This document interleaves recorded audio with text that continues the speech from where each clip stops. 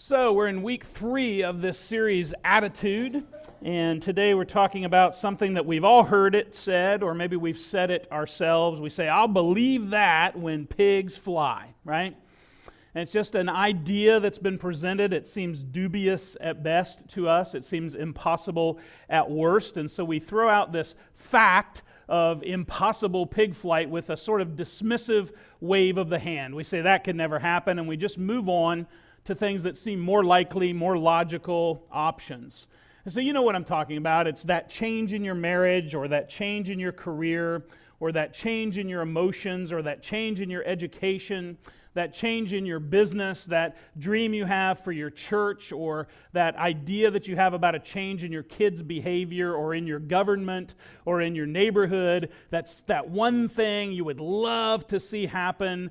And you know the one I'm talking about. It's the impossible one. It's that thing that you've maybe given up on or all but given up on. It's that thing you've tried to change a million different times with no success so far. It's that grounded, flightless pig of a problem. And so what if I told you that it's possible for that idea, that change, that dream, that pig to fly after all? You might be tempted to respond, well, I'll believe that when I see pigs fly. And that's okay, that's fine, because the reality is, here's the first big point, I don't want you to miss this. Actually, with sufficient thrust, pigs can fly just fine. So let me tell you a story about Larry. Larry was a simple country fella. He'd never been to the big city before in his life, and he took his family on their first vacation to the big city, and it happened to be Honolulu.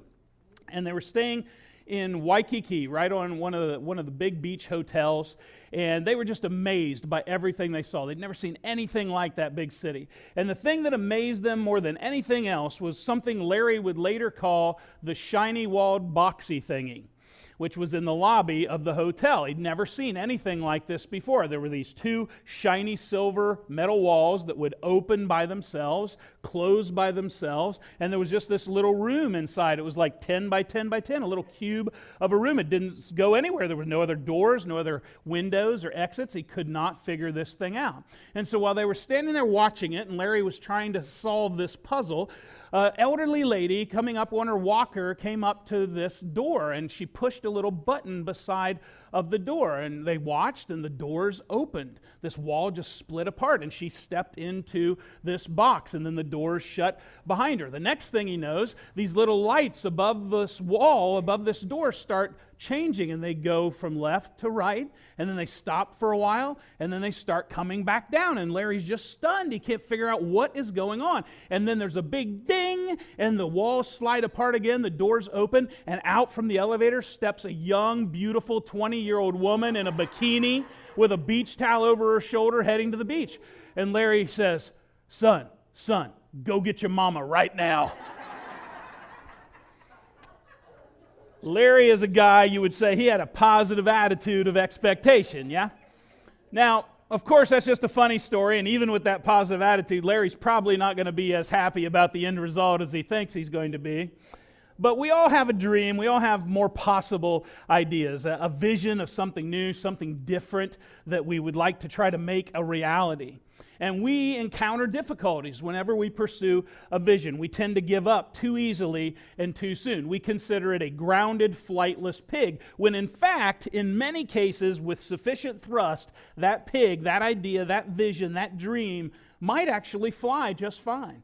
And so how do we do that? How do we get sufficient thrust for our dreams? How do we take the vision, the dream, the idea that seems grounded, impossible, and get it flying? So I want to share 4 steps with you today that I think are very important in the process of doing that. 4 steps to making a pig fly, we could say. And number 1 is this: believe it before you see it. You've got to believe it before you see it. And I know people tend to say it the other way around. They say, I'll believe it when I see it, right? It's another negative expectation statement. It's very similar to the disbelief in flying pigs statement. They shake their heads and they say, yeah, I'll believe that when I see it. And that's why their pigs don't fly.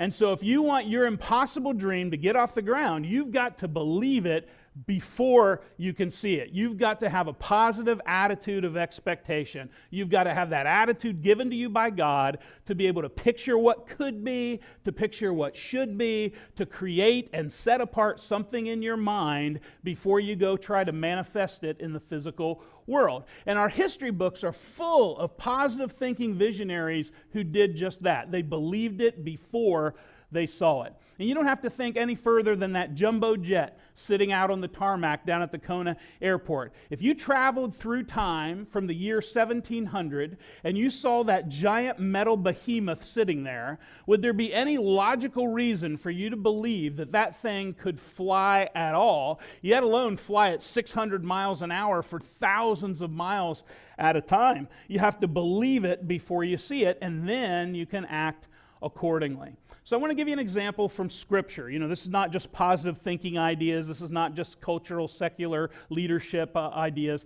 This is biblically true. And so we're going to look at way back in 587 BC. King Nebuchadnezzar II destroyed the walls, the city, the temple of Jerusalem. Just leveled the thing. Took a bunch of the people of Israel into captivity. And now we're going to just quickly fast forward 142 years later. Nehemiah is a guy who's the descendant of those people who were taken into captivity. He's been living his whole life in captivity as a servant to the king, and he catches a vision from God to go back and rebuild that city, and specifically to rebuild the walls around the city. So let's look at a little bit of his story in Nehemiah 1, beginning in verse 1. We're going to skip over a little bit of his introductory stuff, and then he gets to this. He says, "One of my brothers came from Judah with some other men, and I questioned them about the Jewish remnant that had survived the exile, and also about Jerusalem. They said to me, 'Those who survived the exile and are back in the province are in great trouble and disgrace. The wall of Jerusalem is broken down, and its gates have been burned with fire.' And when I heard these things, I sat down and wept. For some days I mourned and fasted and prayed before the God of heaven." So the first thing Nehemiah does when he hears this news and he catches this vision for how things should be different is he immediately goes to prayer, right? He asks God for his wisdom, and he tries to understand what he's supposed to do in response to this feeling of grief and passion that he has. And now, of course, the walls had been down for a very long time. They'd already been down 142 years, so this is not a new problem. But even though there were some people returning to Jerusalem and they'd started rebuilding the city and they had plans on rebuilding the temple, nobody could wrap their minds around this idea of rebuilding the wall. Not until Nehemiah came along, because it was such a huge task. It would take a lot of people and a lot of planning and a lot of resources. He would have to have permission from the king, who was the ruler of this conquered territory. And so for anybody else thinking about such an idea, they just didn't even consider it because it looked like a grounded pig of an idea. But when the idea first popped into Nehemiah's head, he did the right thing. He immediately went to God in prayer about this vision. And he laid out his whole thought process in a conversation with God the Father. And again, he knew he was going to have to somehow get the permission of the king before he could even begin this process. The king might look at this as an act of rebellion. He might look at it as a sneaky, underhanded, dirty trick. I'm going to go back and rebuild the walls so that we can rebel against you as a nation. Again, there were all kinds of things that could go wrong with this request. And so before he goes to speak to the king, he again goes to prayer with God, and he asks for God to move this obstacle out of his path. It's a very wise thing to do for all of us. Look at what he says to God in Nehemiah 1:11. "Lord, let your ear be attentive to the prayer of this your servant, and to the prayer of your servants who delight in revering your name. Give your servant success today by granting him favor in the presence of this man." He's talking about the king. He's saying, I need you to move this guy's heart even before I get there to make this request of him, so that he's more likely to say yes to my ask. And so Nehemiah has caught this vision for rebuilding the wall. He believes it can be done before he actually sees it done, and he immediately begins taking the necessary steps to get the ball rolling. Now, this is the place where 99% of all visions fail.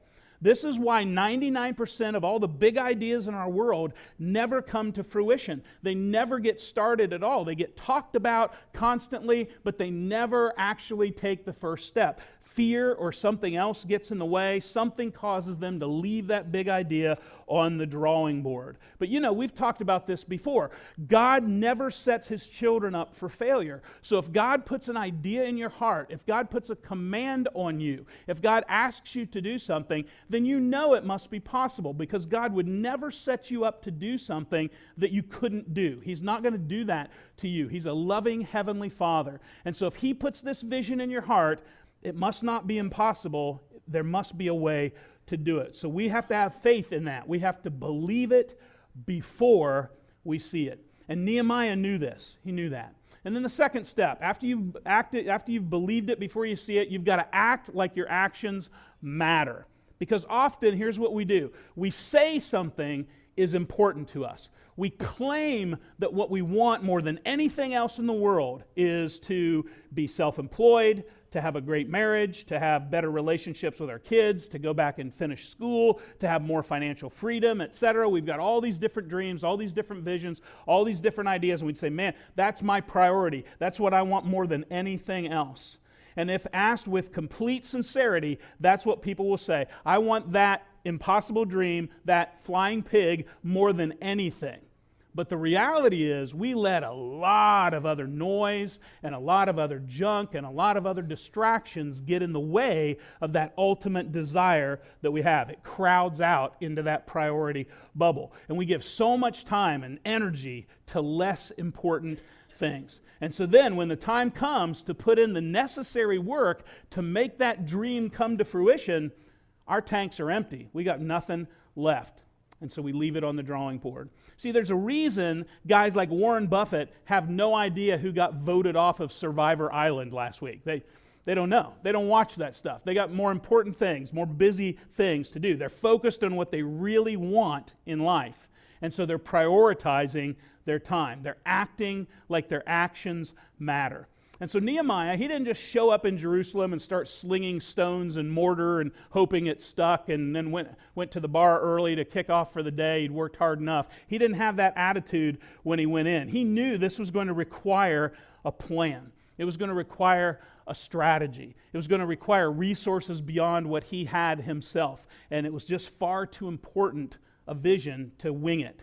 And so look what he does next. He's currently serving as the cupbearer to the current king, King Artaxerxes. And a cupbearer position was very important. It was a very trusted position because the cupbearer, among other things, was also the wine taster. So if somebody was trying to kill the king, often they would poison the wine. And so the cupbearer drank the wine first, and then if he died, the king said, oh, that's poison, I'm not going to drink it. Good job, cupbearer, right? And so you had to be a very trusted person, because otherwise you could be the cupbearer and you could pretend you drank the wine. Oh, it's fine, Your Majesty, here, and then he drinks it and he dies. So that's the kind of position Nehemiah is in, a very trusted servant of the king. And he goes with that kind of relationship that they've already built, and he goes and speaks to the king. Look at what happens in Nehemiah 2. In the month of Nisan, in the 20th year of King Artaxerxes, when wine was brought for him, I took the wine and gave it to the king. He says, I had not been sad in his presence before. So the king asked me, why does your face look so sad when you're not ill? This can be nothing but sadness of heart. Nehemiah says, I was very much afraid, but I said to the king, may the king live forever. Why should my face not look sad when the city where my ancestors are buried lies in ruins and its gates have been destroyed by fire? The king said to me, what is it you want? Isn't that amazing? That shows us right away the relationship that he has with this guy and the power of prayer, that he has asked God to soften this man's heart and make him open and attentive to the vision Nehemiah wants to proclaim to him. What is it you want? And then what's Nehemiah do? Again, I prayed to the God of heaven. That's where he went first. Before he even answered the question, he continues to pray. And then he answers the king. If it pleases the king, and if your servant has found favor in his sight, let him send me to the city in Judah where my ancestors are buried so that I can rebuild it. And then the king, with the queen sitting beside of him, asked me, how long will your journey take, And when will you get back? It pleased the king to send me, so I set a time. Isn't that an amazing response? That's what happens when we pave the way with prayer. And we say, God, this is a big thing. I can't do this by myself. There's this potential obstacle in front of me. I need you to soften this person's heart or move this person out of the way completely, this obstacle that's in the way of me accomplishing what you've called me to do. And then this is this great response. This king could have said, no, you work for me. You're not going to do that. He could have had all kinds of objections. Instead, he just has a tender-hearted response. How long will your journey take? And when will you get back? And so Nehemiah's passion for this task showed the king this really mattered to him. This was no easy ask for him. This was a big deal. He had to really put himself on the line to even put this out there for the king. Nehemiah was acting like it really mattered. He was afraid. He knew the potential for this to go badly, but it was, even though it was risky for a servant to make such a request, he prayed through his fear and he did what was necessary. And so Nehemiah illustrates for me 3 big ideas, 3 truisms that really guide my life every single day, and I want to share them with you. Number 1 is this: if you don't go after what you want, you'll never obtain it. If you don't go after what you want, you'll never obtain it. So this is fear holds us back from these things. Number 2, if you never ask, the answer will always be no if you never ask. And number 3, if you do not step forward, you'll always be in the same place. And so Nehemiah does this. He goes after what he wants, he asks, he steps forward, and he gets exactly what he wants. The king agrees to his request, and Nehemiah, now emboldened by this, asks for even more. He asks the king for access to lumber and other building supplies and for safe passage to Judah. And the king does all of this. In fact, he sends some of his army with him to make sure that he gets safely to Judah. And Nehemiah responds to it this way: because the gracious hand of my God was on me, the king granted my requests. And you know what that feels like, don't you? When the gracious hand of God has been upon you and the seas just seem to part before you, obstacles just seem to disappear, and what once seemed impossible to you now seems very likely this is actually going to happen. And so Nehemiah acted like his actions mattered. He gave it the passion and the focus and the energy that it needed to be successful. And that's where we often drop the ball when we get a big idea and we just jump into it without really properly preparing or thinking, and then we're so surprised when it doesn't get off the ground. And then we convince ourselves, well, it's because that idea was never going to fly in the first place. It was impossible. Nobody could have made that idea fly. But the reality is often it's just that we didn't follow through enough. We didn't act like our actions really mattered. That brings us to the 3rd step. You got to build a pig flight team. A pig flight team. You can't do it by yourself. Even if all of your actions really mattered and you're giving it 100%, you're giving it everything you've got, some visions, most visions, are just too big for one person to do. You're just one human being. You have to sleep sometimes. You have to eat sometimes. You have to bathe sometimes, please, right? And you can't be about the pursuit of that dream 24/7. So what if you had a team of people that you build around you who were in on this dream with you? And let's take it a step further. What if you surrounded yourself with a team of people whose dreams were very similar to your own dreams, maybe even identical to your dreams? What if you had a shared vision with people? So many of these steps and lessons and tasks and challenges would overlap. And then if that synchronicity kicked in, it would allow all of you to be much more successful much more quickly. And the truth is, that happens every day all over the world. It's true of every great endeavor you've ever read about or ever heard about. Nobody did it by themselves. They always had a team around them. It takes teamwork to make the dream work. Think about Sir Edmund Hillary, credited as the first man to make it to the top of Mount Everest. He didn't make it there alone. He had a whole team of people helping him, Sherpas who got there, who probably got to the summit before he did, but they gave him the credit. Think of Neil Armstrong. He didn't make it to the moon alone. Think of all the people, the team, the resources it took to accomplish that. Jacques Cousteau didn't make it to the bottom of the ocean alone. Steve Jobs didn't change the world with his company Apple alone. Walt Disney didn't create the Magic Kingdom alone. Felix Baumgartner didn't skydive to Earth from outer space alone. Michael Jordan, as amazing as he was, didn't win 6 NBA championships alone. All of these people had coaches, mentors, fellow team members, and they had a shared vision, an idea about a preferred future reality that they were steadfastly pursuing together. So the first question I want you to think about today is, who is your team? Who have you gathered around you? What positive people have you intentionally gathered around you to help you make that dream, that vision, a reality in your life? A few weeks ago, we talked about how important it was, these 5 most dominant voices in your life. And we said if they're negative people, if they're critics, if they're dragging you down, you're going to gravitate towards their mindset. But if you surround yourself with 5 positive, successful people, they're going to pull you towards their mindset. So make sure you choose these people wisely. If this is an important vision, an important dream, something really worthwhile, then you don't want to put a critic on your team. You don't want to waste time or energy dragging a weak team into the future. You don't want to put dead wood on your roster. Help those who don't share your vision join a different vision that they can support, because you need to find kindred spirits that are going to join you on your shared pig flight journey. My friend John Maxwell puts it this way: it takes teamwork to make the dream work, but a vision becomes a nightmare when the leader has a big dream and a bad team. And so let's look at Nehemiah. Let's look at how he gathered his team. We read that he stayed in Jerusalem for 3 days. He only told a couple of close friends. He really played this close to the vest at first. It was just a couple of people that knew what he was there to do. And then they went out at night to survey all the damage. And we read that he rode all around it, and he looked at all the gates, he looked at all the walls, he got a real good look at the big picture. And then let's pick up the story from here. He says, "So I went up the valley by night, examining the wall. Finally, I turned back and re-entered through the valley gate. The officials did not know where I'd gone or what I was doing, because as yet I had said nothing to the Jews or the priests or the nobles or officials or any others who would be doing the work." So once he's got the big picture, he understands the vision, he's ready to present it to the people. He's ready to gather his team. "Then I said to them, 'You see the trouble we're in.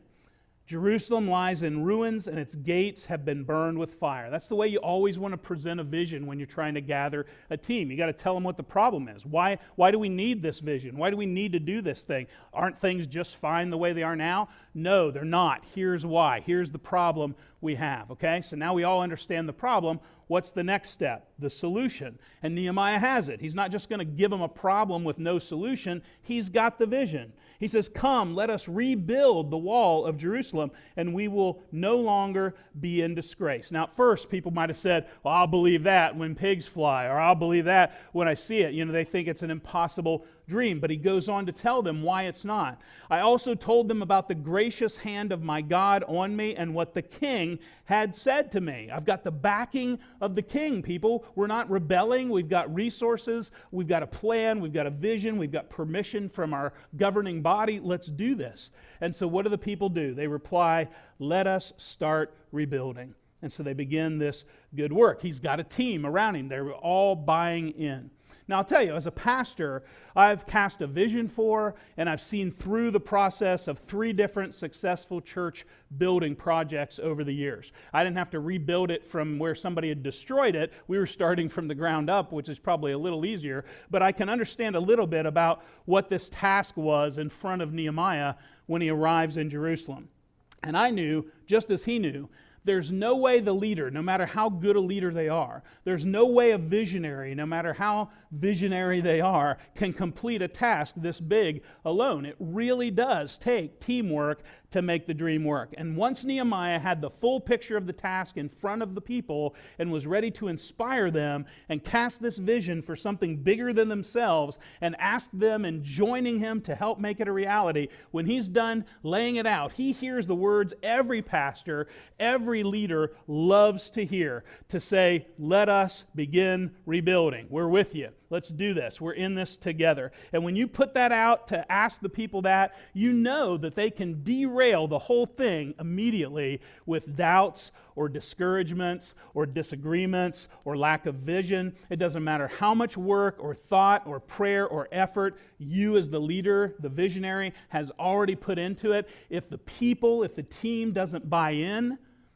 your pig is going to stay grounded. But when the people buy in, when you've got your team, when you've got that kind of sufficient thrust available, that pig is going to fly just fine. And fortunately for Nehemiah, he got that immediate buy-in from his people. They were just as inspired as he was. Let us start rebuilding. And so they began this good work. Now, that immediately brings us to step 4 in our process, because whenever you begin a good work, you can count on something happening. You need to expect critics, and you need to be able to outsmart your critics. You need to be able to expect and outsmart your critics. Even before he starts the work, even before the first stone had been put back into place, Nehemiah had some critics who were determined to take him down. Let's look at these guys. They actually show up in the very next verse, Nehemiah 2:19.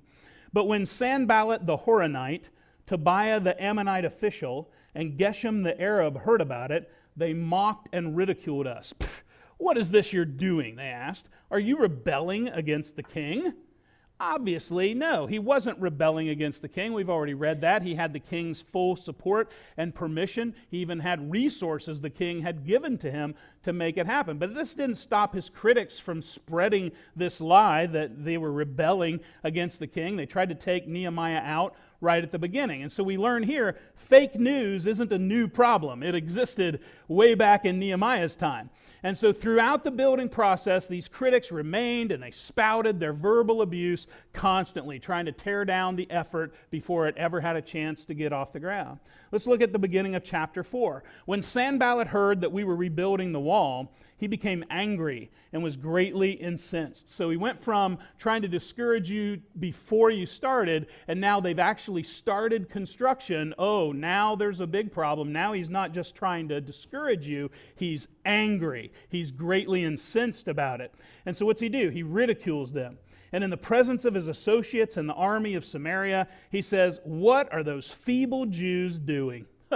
Like, what a silly, stupid pig flight kind of idea that they have. Will they restore their wall? And he's thinking, no way. Are they going to offer sacrifices again? No, they're not going to get their temple rebuilt. Are they going to finish in a day? Do they think it's going to be easy? Can they bring the stones back to life from those heaps of rubble burned as they are? Tobiah, the Ammonite, was at his side. He says this is his fun insult. What they're building, even a fox climbing up on it would break down their wall of stones. And you can just see him going, he thinks it's hilarious, right? Critics, ugh, am I right? Critics. And so whenever these two enemies spoke up, here's what we see from Nehemiah and his team. Their response was simply to pray, to persevere, and to perspire, right? They're just going to pray through it, they're going to keep doing it, and they're going to work even harder. And that's what we need to do when the critics come at us. We tend to let critics talk us out of it, doubt ourselves, give up, walk away. When critics come, you need to pray, you need to persevere, you need to perspire. You just need to work even harder at what the vision is all about. It's not that hard to do that, right? But success, it is difficult. To have total success, to work through all of this constant kind of opposition, that's hard. Success isn't easy. If it was, everyone would have it. And nothing riles up the disgruntled have-nots of the world like watching a former have-not begin to experience some success. It's always been much easier to drag someone down to your level than to try to lift someone up out of that gutter. And so the old adage, misery loves company, well, that became a truism because it's true. Misery seems to love company. Here's a couple examples from our own modern daily life. Have you ever tried to go on a diet? Or tried to stop drinking too much, or tried to stop smoking, or just made some other kind of big lifestyle change, right? You want to start exercising more, something like that. And when you did that, when you announced that to your family and friends, hey, I'm making this big change in my life for the better, did you have some friends or some family who didn't diet, who didn't exercise, who didn't want to stop smoking, suddenly try to talk you out of your decision and say things like, oh, come on, you could just have one more cigarette. You could stop smoking tomorrow. Go have a cigarette with me today. Oh, you could go on your diet again tomorrow. I mean, I know you're doing this diet thing, but it's probably not a really good diet. There's probably a better diet. You probably shouldn't do that one. That one's probably not healthy for it. Why don't you go have ice cream with me tonight, and then you could have your diet again tomorrow. You can get back on it tomorrow.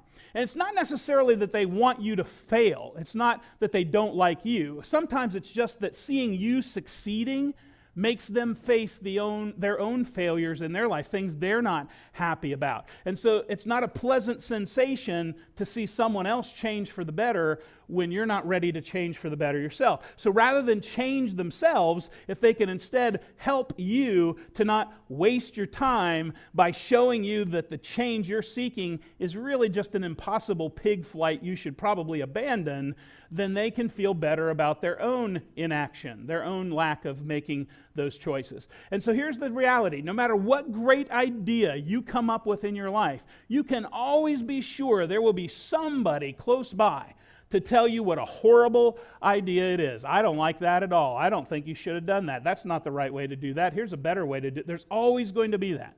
And if you doubt that, try this experiment.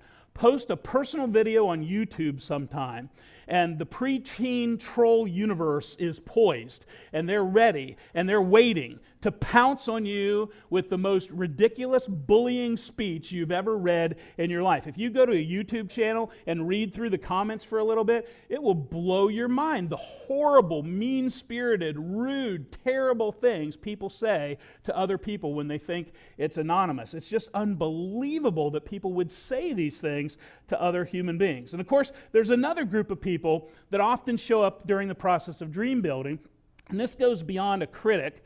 This is a true enemy, a true hater. This is an extreme critic.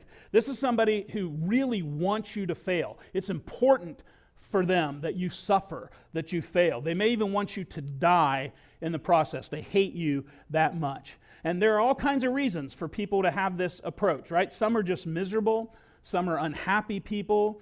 Some are psychotic people who just seem to only feel joy when they can make somebody else suffer. Some people are jealous. They just feel threatened by you for one reason or another. And they're what I would call the joy vampires of our world. And their favorite thing to eat is a potentially flying pig. That's their favorite meal. And so during Nehemiah's team's rebuilding of the wall, we see these guys, Sanballat and Tobiah. That's the kind of guys they are. They're not just basic garden variety critics. They're true enemies, true haters, people who want him to fail, and if necessary, they want him dead.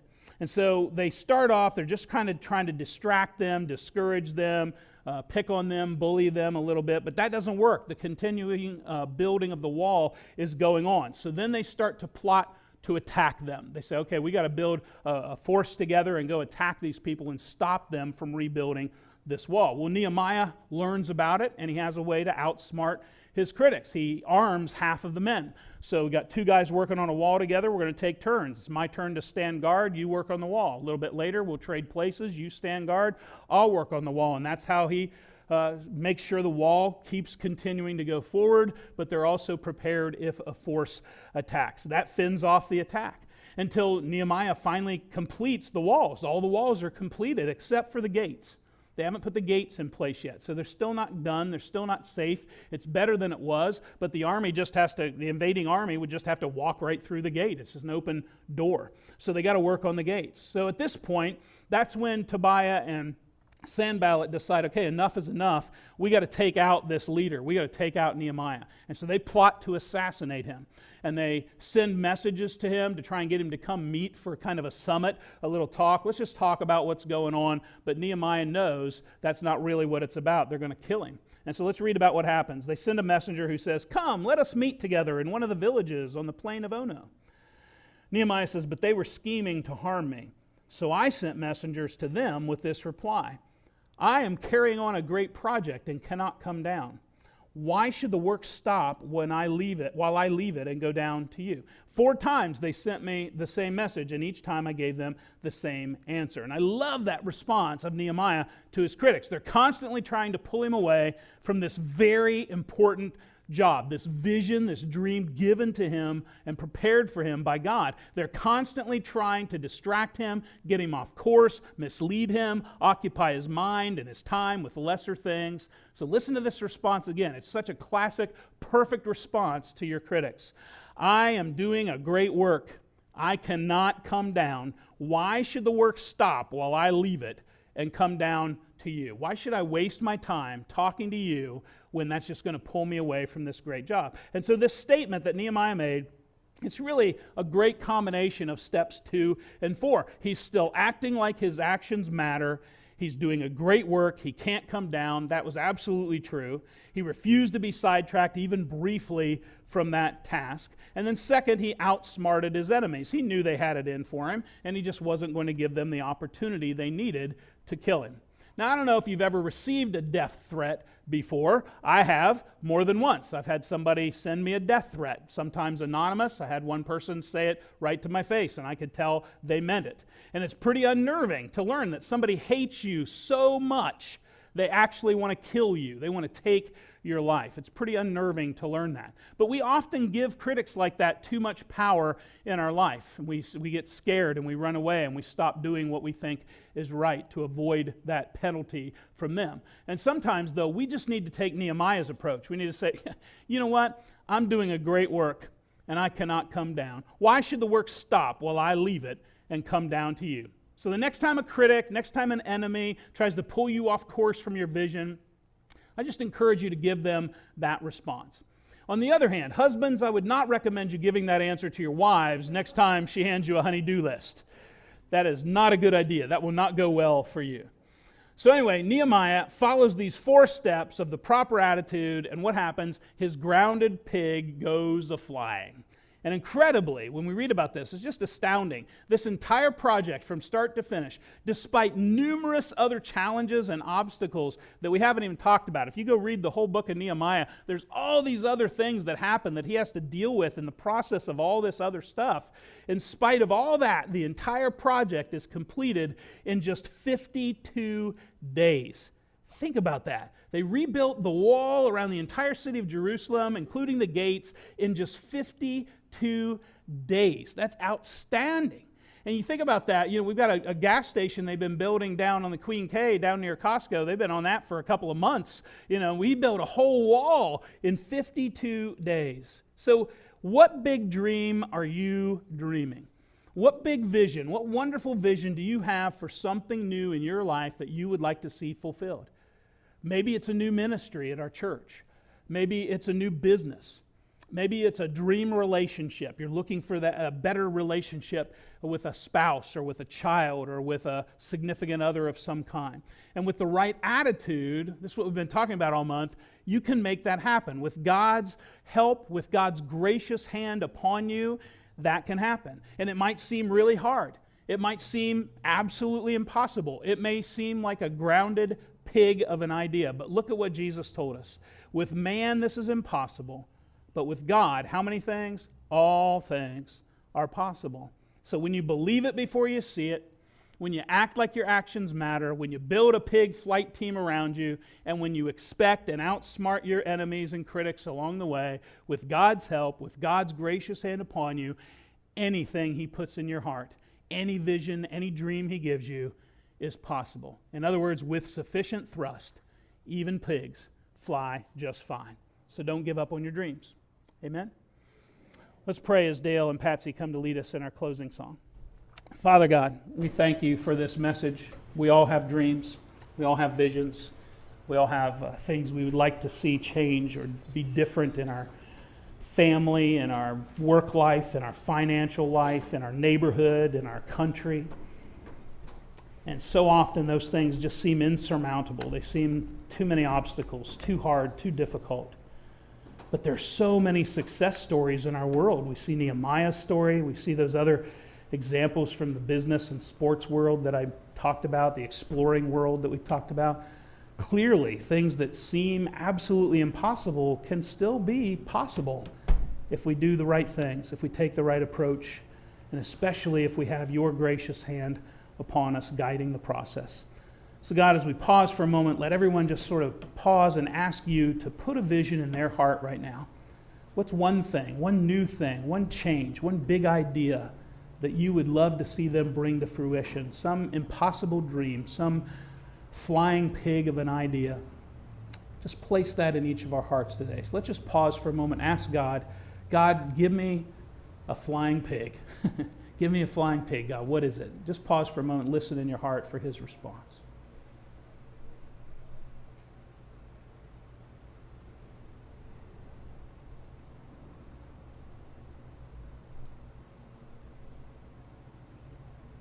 For For some of you, that answer popped in there right away, just instant. You knew exactly what it was. It's been a dream, a passion of yours for a while. You just haven't taken any action on it yet. Or maybe you've taken action and it hasn't worked. It's fallen apart and obstacles come in the way.